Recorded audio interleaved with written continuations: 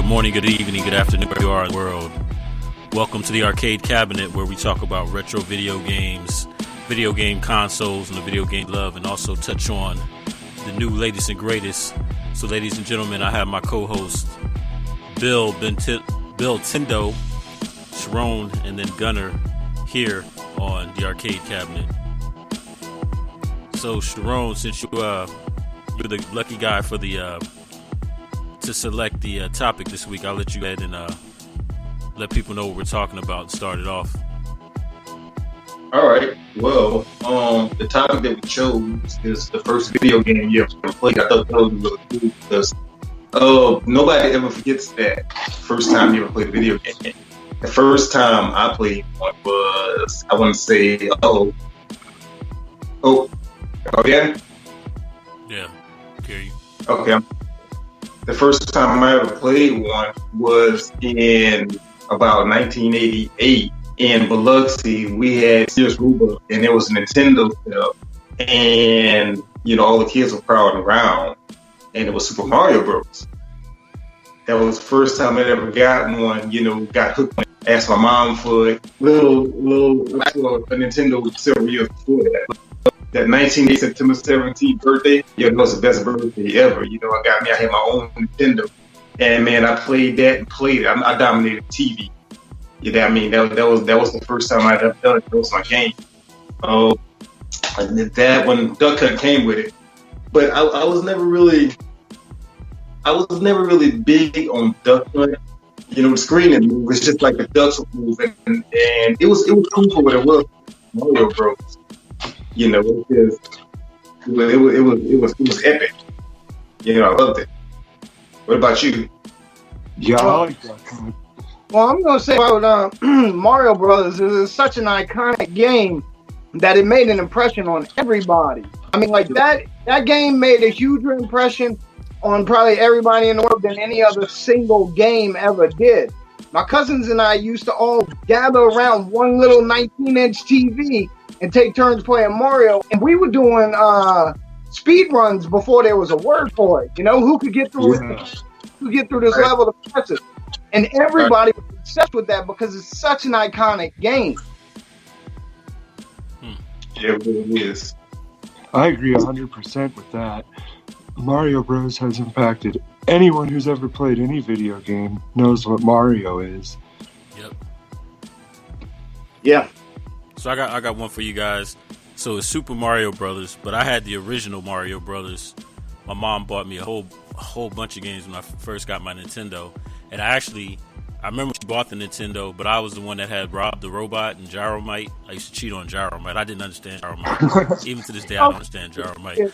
But I had the original Mario Brothers where you played as Luigi and Mario. It's hard to explain, but I had and one of the yeah. She bought me like 20 games, and that was one of them, the original Mario. But I remember seeing Super Mario Brothers.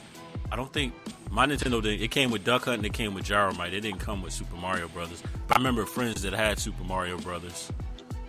Yeah. I remember coming to your house and you had around the robot. Yeah, he's in the attic. He's still around. I want to get one of those. I want to get one of those Nintendo. Mark, I think if you had Rob the Robot, we lived in different part of town, man, because people in my part of town couldn't afford no Rob the Robot. And my mom bought it, man. It was a prize. I remember when she bought my Nintendo. And it came with the robot. It came with Gyromite. It came with the gun. I mean, it must have been.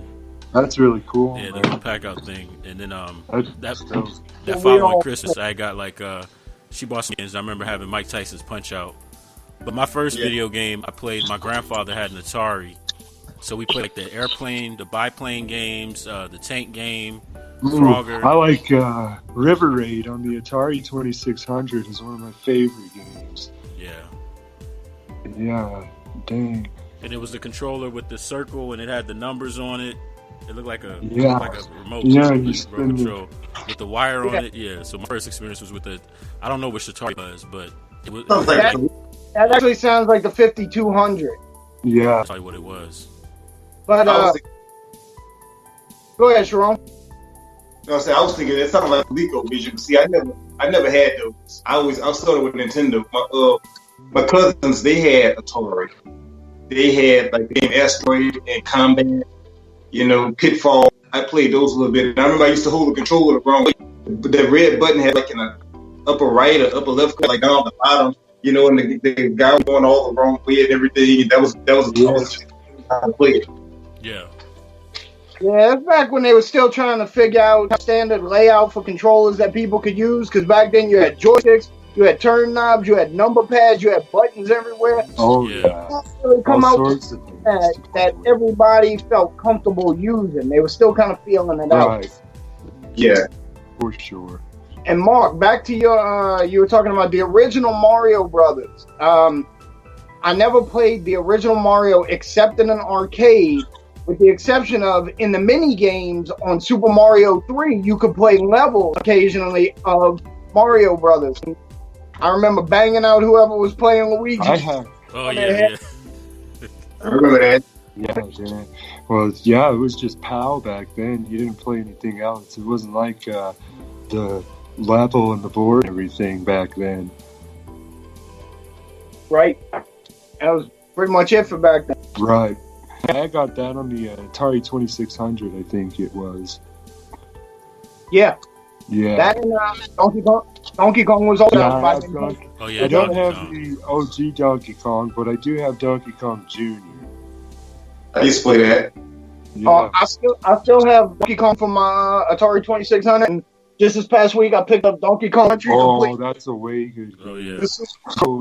I was happy with that one. I'm usually not big on boxes, but right. Good deal. I had to get it. I remember when Country dropped. Oh man, that's another subject for another day. But I remember that one. I still have that game. That was a good one. They had changed the graphic. They didn't change the graphic. It's some kind of FX chip or something that they were using. And when we saw they advertised that, we thought we had about Nintendo, but we didn't. It was a stupid chip that they had. Yeah, the FX chip. Yeah. Yeah, they used Star Fox. Used for Star Fox. They that was actually a really big deal at the time. Rare made this, the same company that made Banjo-Kazooie. Yep. A Donkey Kong. Yeah. And they kind of invented, like, it was Super Nintendo at the end of the life cycle, so that 3D wasn't there yet. So they invented 2.5D, which is still being used now in kind of the retro revival type game. Okay. Yeah. And that was like pre-rendered graphics, right? The clay pre-rendered. Because they did that, and that was that Killer Instinct. That was a bad game. I've played that.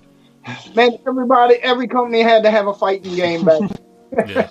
Killer Instinct. Speaking of which, do you guys remember the games they had? Like, I'm thinking about pizza that were kind of like cabinets. You look down, it was kind of like Spy Hunter and all that. Yeah. My goal is to one day in the Miss Pac-Man cocktail cabinet. Yeah, that'd be really cool. My kids asked me to take them to the arcade one time, and I walked in and they're playing all these games, and I see over in the corner Miss Pac-Man cabinet like they had a Pizza Hut. I sit down with 50 Cent, racked up the high score, and played that for 15 years. We moved from the coast to New York 3 years after that, and I still had the high score, and I did it with 50 Cent. Wow. Damn. That's really cool. I wish that. Yeah. But who goes to arcades now? I mean, I'm pretty sure you guys remember on the weekend it was like the biggest thing that your parents drop you off at the arcade with a whole bunch of money and just sit there for like hours, man. I don't even know if kids do arcades anymore. Like, I haven't seen an arcade in forever. They have one that they use the nickels for. They call it an nickelcade. It's like that. You go and buy a bunch of nickels and you can go and spend the whole day there. We have Margaritaville in Biloxi. Next time you come down, you got to check it out. That's actually really cool. I mean, I'm impressed with the way they've done it. And we also have arcade over in Biloxi. A bowling alley, video games, dance floors, like a bar. They got the works. And they have go-karts, they have laser tag. Biloxi really stepped at the game with that arcade over there. That's way cool. Margaritaville. I remember we used to go to Aladdin's Castle. There's not arcade unless you go down to New York City, but I got a buddy that has a computer repair store that sells games and systems and such. and he's moving to a bigger space next month, and he's opening an arcade. Okay. And I'm really hoping it does well because there's nothing like it in the area. There are no arcades anymore. They're hard to find now, you know. Unless you got like Dave and Buster's and the main event and stuff like that, but it's arcade mixed with all these other stuff, but not really like a true arcade. I mean, Dave and Buster's is like Chuck E. for adults. Yeah, Dave and Buster's. Yeah, for real. Dave and Buster's, I've always wanted to go and check that out. You know that? I know they have one. I hadn't gotten it yet. Actually. I will say when I the video games are still, because I mean when Sharon brought up the topic, I was thinking about what are the first arcade games I remember. I used to summertimes mom used to take us to we used to do like summer camps at the Boys and Girls Club, YMCA. Yeah. They have like our arcades. Like I remember Thunder, Galaga. The first time I saw Dragon's Lair, Punch Out. I didn't understand Dragon's Lair, but Dragon's Lair was a complex one for sure. I get it. I can play Dragon's Lair. It was complicated at first, but I have it on my Xbox 360. I like to go back and buy all these old arcade games like Galaga. I have that. The Double Dragons, Miss Pac-Man, the Altered Beast games. I have all those games in my Xbox 360. And I also have some of them in my PlayStation Classics like Afterburner, Moonwalker. Yeah. Afterburner is a good one. Willow video game. Man, I mean, I have a lot. I love them. Speaking of Afterburner, you know, it'd be cool to have like the Afterburner with the thing that moves. I always thought that was cool. The arcade cabinet for Afterburner, that was really awesome. Yeah. Especially when you're a kid and you're like, see that, you're like, oh my god. You know, the first time I'd ever played that was we used to have Showbiz Pizza Place on Courthouse Road. And we walked in it was a Friday or Saturday night, and they had that cabinet up in there. And you got in, you put your quarter in, and it just moved all around. It was like, it was really neat. But yeah, that was the only time I've ever seen that. It was over there with that. There was a Ridge Racer in Atlanta's cabinet. PlayStation 2 came out. They had taken a movie screen and they blacked the room out, like a little small portion of the room, and you were able to play like Ridge Racer Part 2 when they come out on PlayStation 2 back in about 2000. Yeah, that sounds awesome. So that's I'm cool. I'm gonna move into the first game I ever really played, and that was Dragon Quest for NES. Oh, Max, yeah. Much popular in Japan. Like it's super popular. It's known as Dragon Warrior. I know until I was much older that all the artwork design was done by Akira Toriyama, which is the creator of Dragon Quest. Now, if you know that now, you can look back at it and say, "Oh yeah, he definitely." Realize that. Stuff. But I actually, y'all might find this strange, but the first place I ever played that was at my grandmother's house. Okay. Oh wow! Because my grandmother was a gamer. She passed away last year at like 90 years old with a full NES collection and was playing up until weeks before she passed. Wow! My grandma loved That's Nintendo. awesome. So the first time I ever played Dragon Quest, I was really into it, and my grandma got it for me right after that, and we lived about an hour away. So the great thing about Dragon Quest for me with my grandmother was very much into it. We would actually call it on the phone, and I'd say, "Hey, Momo, I found this over here by these mountains," and she'd tell me, "Well, I found this over here," so we'd help each other all the way through the game. But you know, before that, I'd seen games, but I had never actually played one, and I was used to visually seeing things like Galaga and Atari 2600 games, and to see Dragon Quest, man, at the time, it was like watching a cartoon that you got to play. You know, it was so bright, colorful, and I thought it had a lot more fine detail than it actually did. Artistically, maybe it doesn't hold up that great, but it's a fantastic series. Oh yeah. First time I ever played it, I didn't know what it was, and I found Dragon Quest 4, I think, was for the Game Boy. And dang, man, I was like, this is a really good game, and I actually ended up looking it up, and it was worth something too, like $50-$60. Wow! And I was like, wow, man, I found this at the thrift store. It's a dope game. I like that. Dragon Quest is a really cool game. Yeah. I remember renting that one. I didn't do very well with it. but I do remember Dragon's Quest. I rented it from Satellite Video, and I thought I'd give it a shot, but I sucked at that one. Like, major sucked at it. That's not a rent game, man, because you're not getting done with that in 3 to 5. Yeah, exactly. Right. Right. That's where mine comes in. I remember one of the first games I ever played, I actually rented from a Blockbuster, and it was the first Crash Bandicoot game on the PlayStation 1. I remember playing it with my parents when I was a kid, and I remember the first level clear as day, where there's those holes in the ground, and you jump in the holes, and a bunch of these villains, I guess, the enemies spawn. You have to spin and hit them all before you can jump out of these holes. Right. Yeah, and I remember the days of renting games. Oh yeah, from, that video store, man. That's crazy. I actually rented the Sega Genesis before I actually bought it, and then I remember when the Nintendo came out. One of my friends, he rented the Super Nintendo with UN Squadron. I was like, dang, it's pretty cool. Hell yeah, yeah! I forgot that you could rent even the console too. Yeah. I remember renting a Nintendo 64 before I bought one from Lucky's Video over on Waveland Avenue. Oh, I remember Lucky's Video. I was like, wait a minute, that sounds familiar. It had a plastic case bigger than my chest, and I carried that thing all the way home. I remember a place called KB's. Where KB I used Toys? To get my video. Yeah, KB Toys, I used to buy Game Boy games there. You know, speaking of Lucky's Video, I bought the Power Stone game for the Dreamcast from there, and it still has the label on it on the disc. Yeah, that's everything. It was Hurricane Katrina, and I still have it.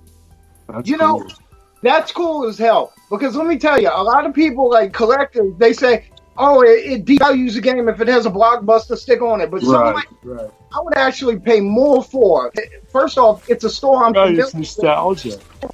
Second off, it shows that it's authentic, and this game has a history.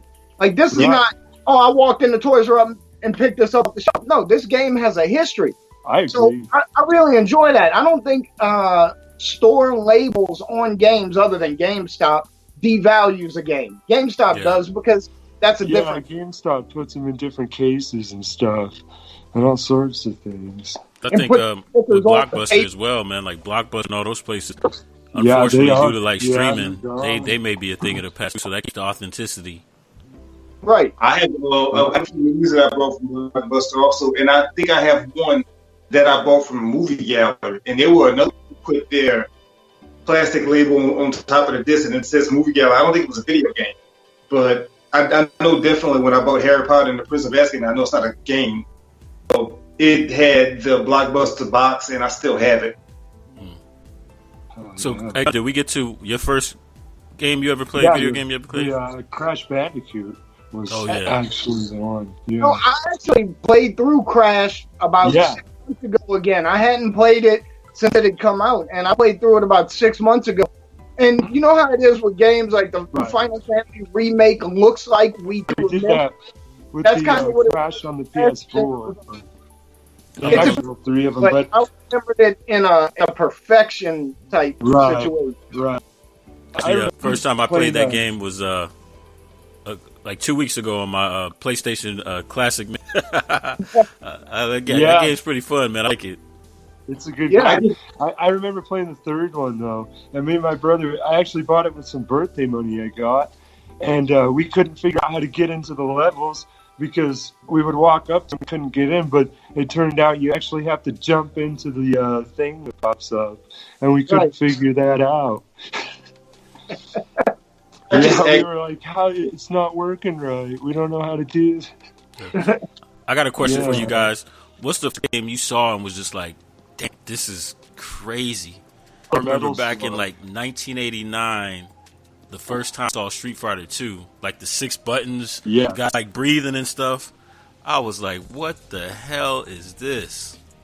It was like that with me for Mortal Kombat. I had been playing arcade games my whole life up until that point. I was a big fan of Dig Dug, Miss Pac-Man, whatever. Oh, yeah, Dig Dug. I really like Dig Dug. Mortal Kombat, I was like, holy hell, this is the craziest thing I ever seen. I felt like I was playing a movie.